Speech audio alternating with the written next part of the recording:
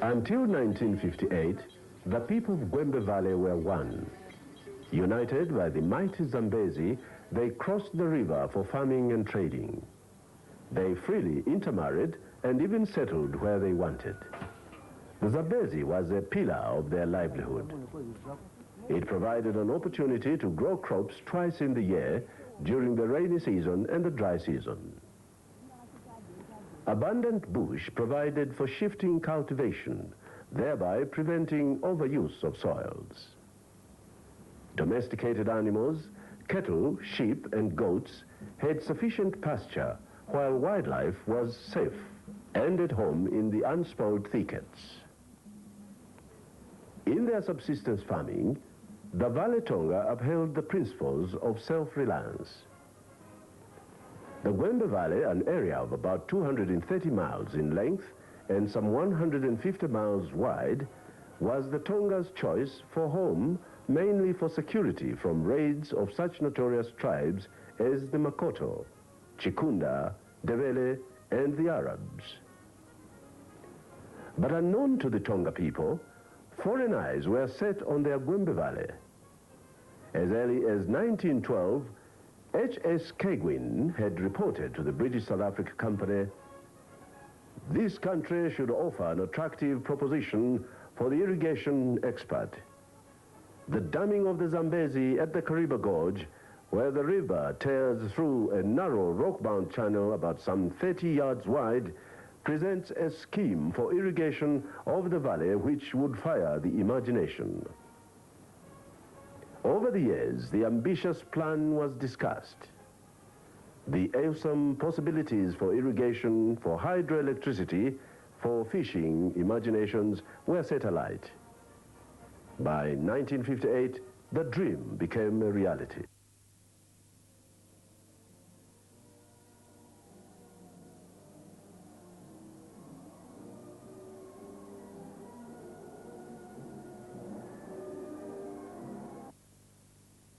I now have great pleasure in completing this ceremony of inauguration.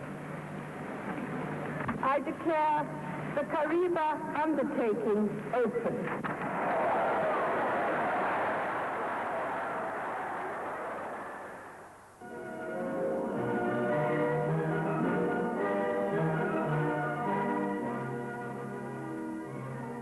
Not all the people passively accepted resettlement. On 10th September 1958, police opened fire with tear gas and bullets on a group of villagers in Chief Chipepo's area to force them to move. 8 people were killed and 34 wounded.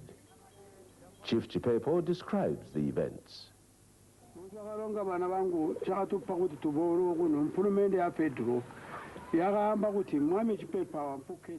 The federal government said your village would be flooded when the dam is closed. That time, people were confused because the African National Congress then came in and they did not believe. They refused to be moved until government had to use force. Paramilitary and police were used. Guns were used in Chisamo village. Thereafter, they agreed to be brought here.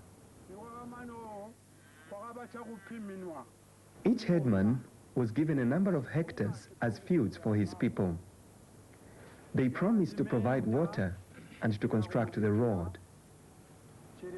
When we had good rains, we nearly forgot about the villages we left. We were about to be happy. But the water began to be a problem. The water was not enough for our cattle. The cables which were used in our tanks began to break down. Now we are sad again.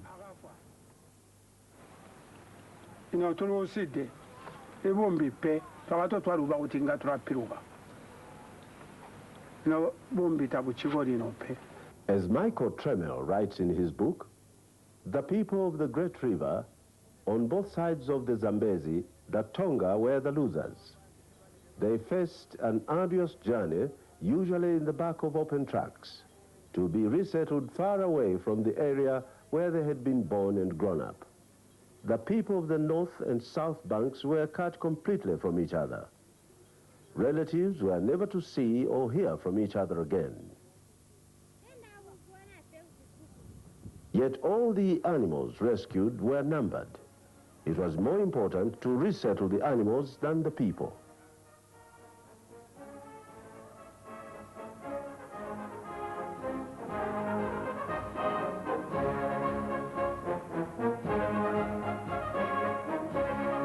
"300 kudu, 10 lions, 44 rhinoceros, 105 sebo, 585 warthog, 120 waterbuck, 46 zebra, 10 nightap," the list goes on.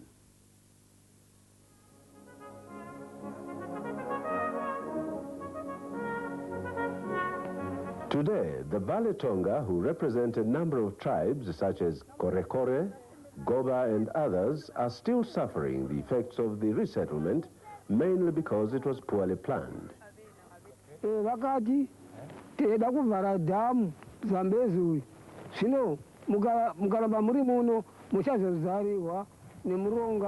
They told us we want to cross the river to build a dam. If you remain here, you'll be trapped by the water. We want you to move from here to Chilea, where we are. So they carried us in lorries and brought us to where we are now. We thought they were lying when they said that the water would reach our houses. It is true. Everything got drowned. Every single tree. If we remained there, we were going to be trapped.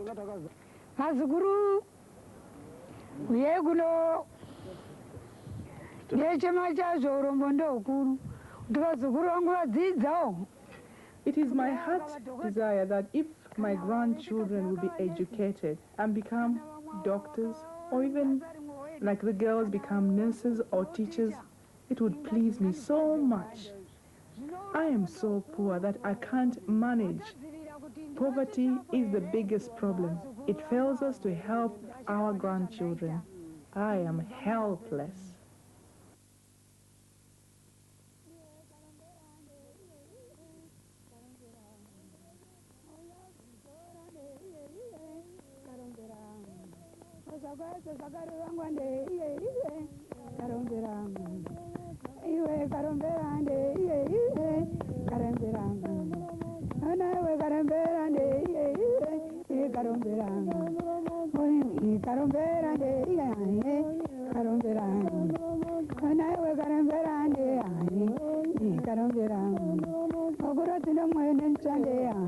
In their hardship, families find time for a light moment, sharing stories, riddles and songs, depicting their way of life and their history.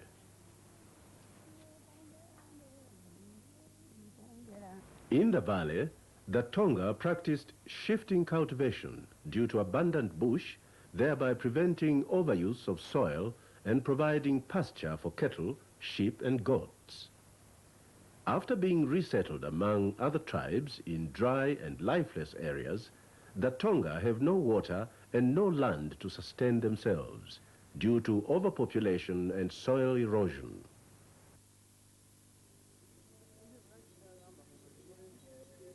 Some people have left and moved to other places because of the gullies. Sometimes cows would fall into the gullies and break their legs. Sometimes you might even find them dead in there. We don't know how we can farm on this land. Over in those fields is where the cows used to graze. In all those fields, we dug ridges to stop water simply flowing away and causing erosion. But we failed to stop the erosion. If the government could help us stop the erosion and build a dam, the cows and the people are suffering as they don't have water to drink or even enough for small gardens. By September, there is no water in the river. If we could have a dam, the cows would be okay. The people would use the water for drinking and watering gardens.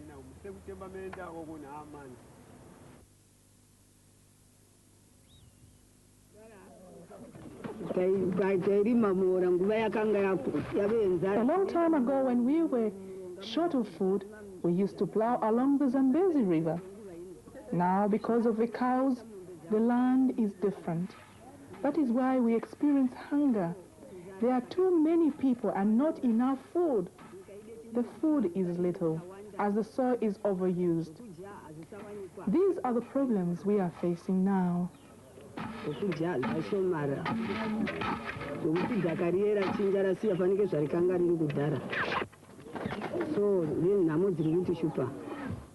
Traditionally, Tongas are renowned for the love of their cattle. They are considered as a symbol of prestige and status, as a source of milk and of draft power.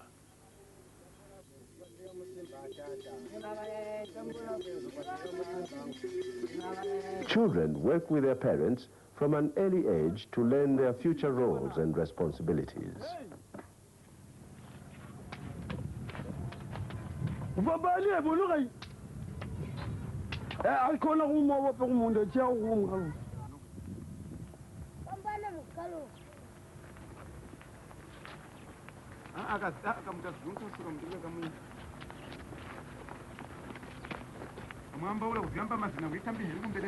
In the past, the Tonga managed to live on the yield from their land, but now they face a lot of modern demand of fertilizer and grinding mills to cope with the demands of their new lifestyle.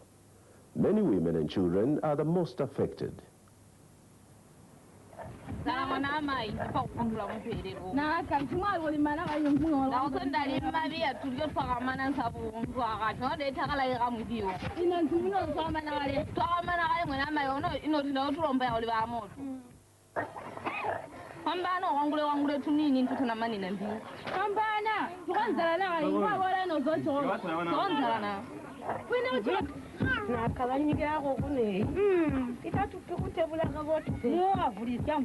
cannot harvest enough food from this land. There is too much wind. Rain just passes over us without falling. There are no trees. So why should we continue to work on the land if we never harvest enough? When it rains, the water just washes the earth into the river. My friend, life is hard. We want to move from here. Where will you go and plow? We'll try somewhere else. I just head over in that direction. It is better. Maybe this year we may harvest something.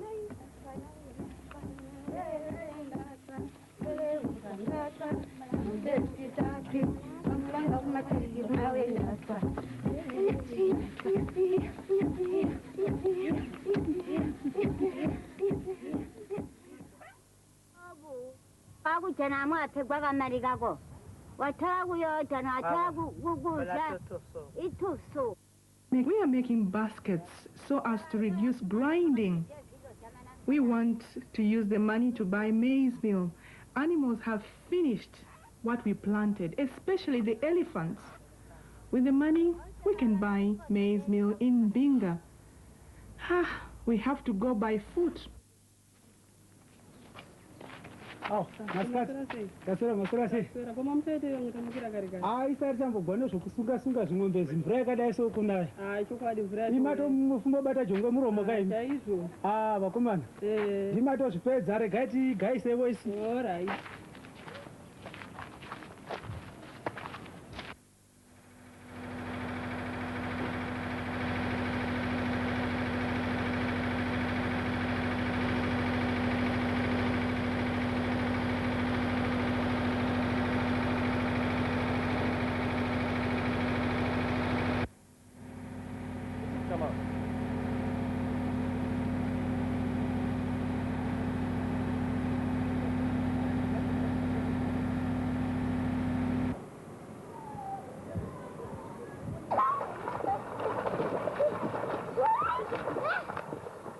Water is a rare commodity. People and animals are constantly in search of water as the river is too far. While sometimes December brings enough rainy water, the villagers are left to their own devices to purify it.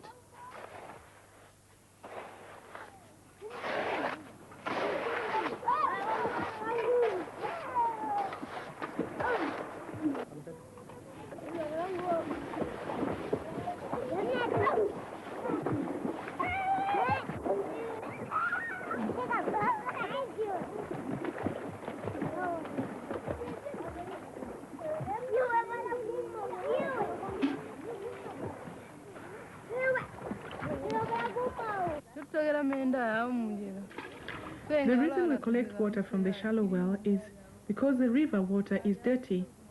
We dig a shallow well for water. The water is sieved through the sand and it is cleaner.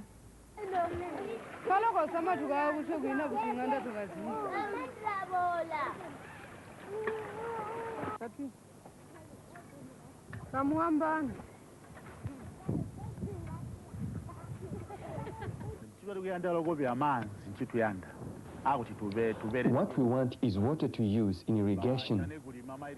If hunger would finish, things would be okay.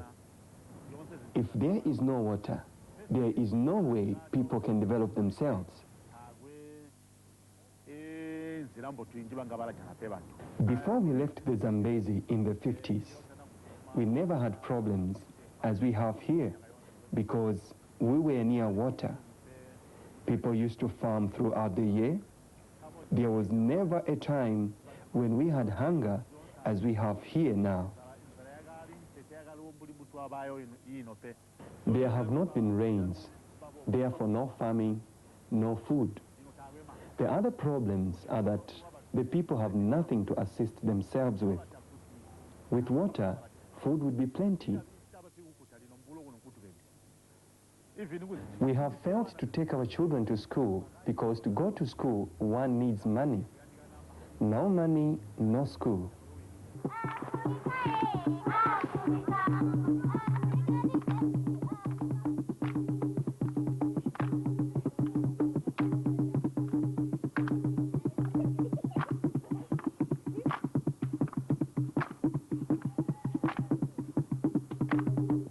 Money will be found only when one has done some farming and has a good harvest. From there, you can educate your children. People are in problems just because of lack of water.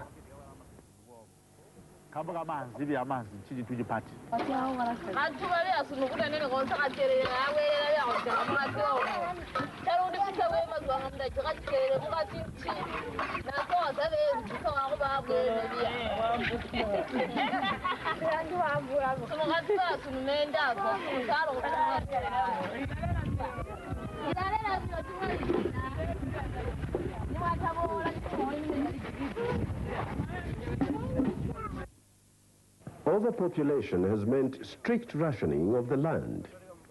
The people are working on higher ground and miss the regular flooding which made their riverside land fertile.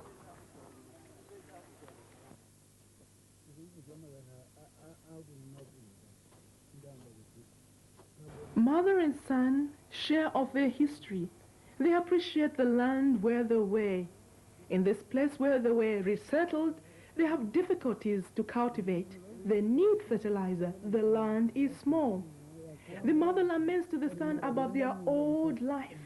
She remembers the good old times in the Zambezi Valley where they had plenty of food, water and fish. Where you come from, you left land. When we came here, the land we were given was small. This maize is irrigated from Kandabwe Dam. Where we lived at the Zambezi River, people are fishing kapenta and taking it to town. Pasi tupenta bazuba tupenta pesi swegwina pa tupenta tulainda tuinka ku madoropo balaria swegwina chitulia wono pe malaitinga ala tuinda ala inka peso wono. Electricity passes by, yet we don't have power. If only we could have power to run the pump to irrigate our crops.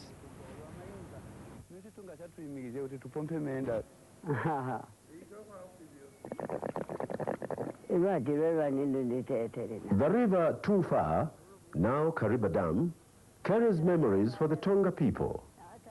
What remains are patches of islands, which remind the people of the good old days.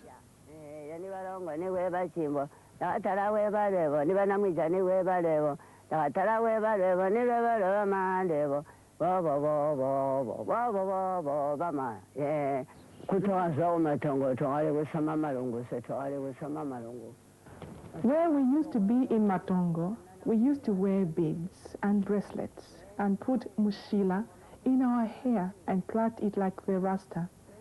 And you'd wear a short skirt made out of barks of a tree.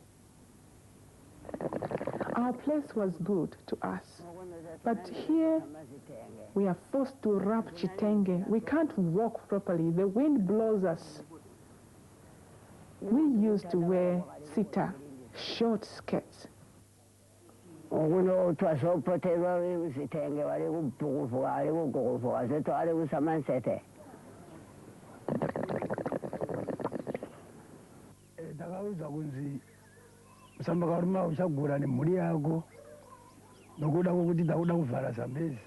They said to us, Chief Msampakaruma, you shall be moved with your people because we want to cross the river Zambezi.